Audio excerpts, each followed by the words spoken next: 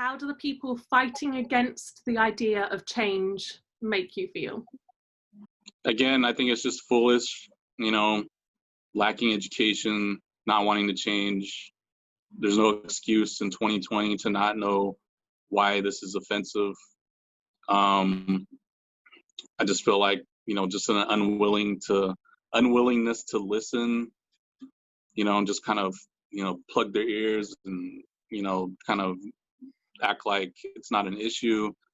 I also think it kind of goes back to that type of, what we see, this is kind of still a form of colonization, mining our identity for selfish reasons.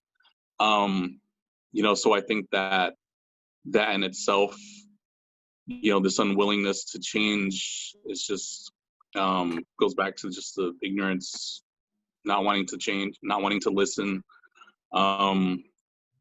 There's not much more you can say other than that, that they're just being foolish about it and not wanting to listen.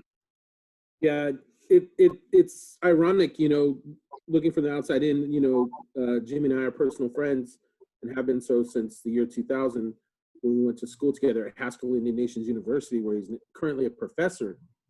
And so, he's dealing with what he's dealing with there, educating, young Native people on culture and things of that nature.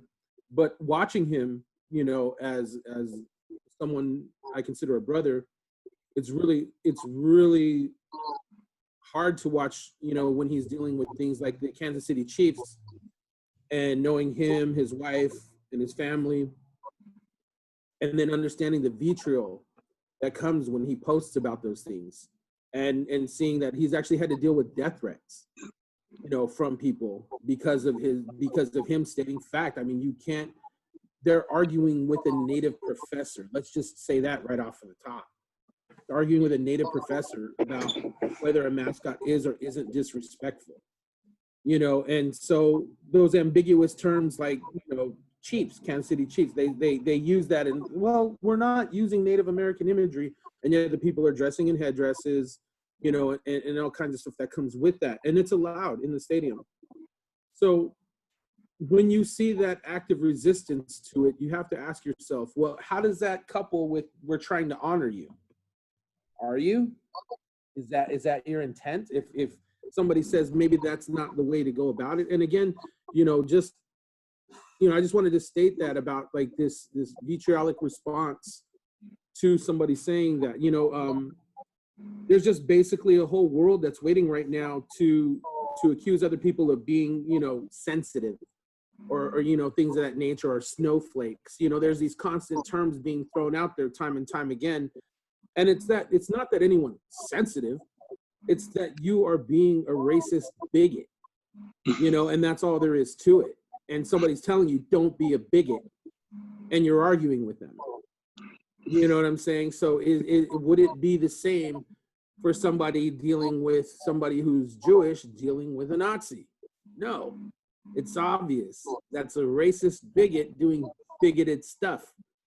And so this response that I want to continue to do the bigoted thing I do, regardless of your opinion and how it affects you and your people, that's the onus really isn't upon us to explain ourselves to them.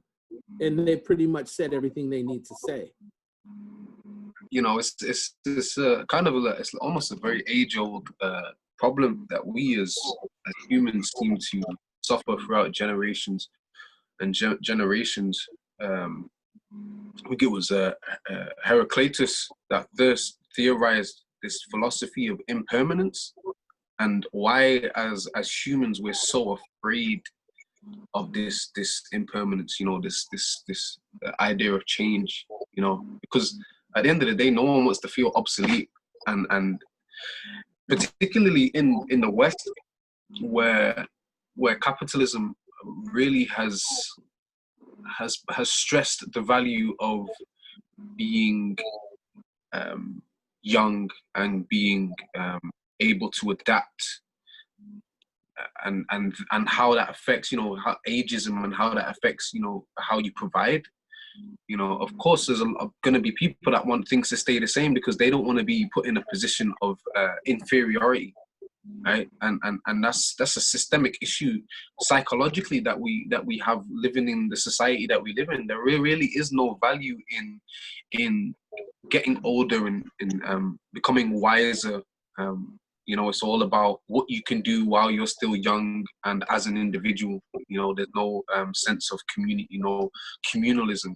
And so for me, it's not very surprising that there are people that don't want change, because a lot like many things in this day and age, our society enables us to be that way.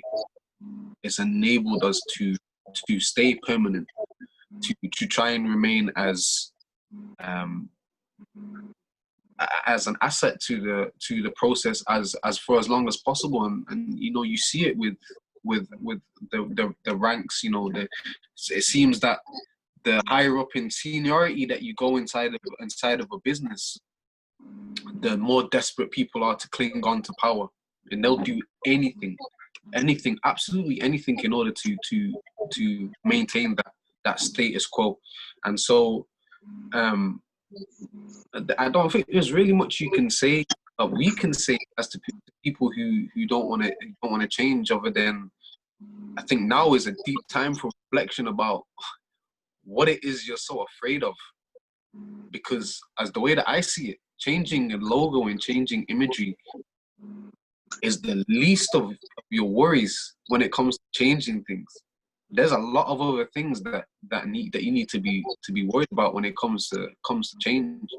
You know, this is like at the bottom of the list. And I think it's for me, no offense, but it's kind of petty, really. I think that's all that really can be said about that. If somebody's asking you to change something because it's hurting them, and that's not going to affect you, what does that say about you? What's that dialogue? What's that inner monologue that you're having with yourself? What does that say about you as a person? And that's the kind of change you should be worried about. Because if you're changing into somebody that's bitter and resentful and so fixated on handling something and holding something that you're squeezing the bare life out of it, then you've got some big issues, some real big issues. I'd just like to follow on from Nick there, that I feel sorry for these people. I think it reflects on Exeter badly. Maybe, you know, you got to think about how the world is viewing you right now by making this counter protest. As everyone's saying, you're coming across as ignorant and selfish. And, you know, I think in the UK we're lauded for being polite, we're lauded for being a multicultural society, and yet here you are taking us back to an age of intolerance. And it's sad. It really, yeah, it's a sad direction that you're potentially taking the people of Exeter down, and the UK, you know, in this day and age of the internet, you know, people are watching, you know, and how do you want to come across as a team, as a city? Yeah, I really ask the people that are making these counter protests have a real deep think of what they're trying to achieve by that.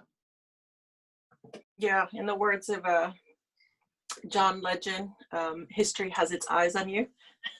So what side of history do you want to be on?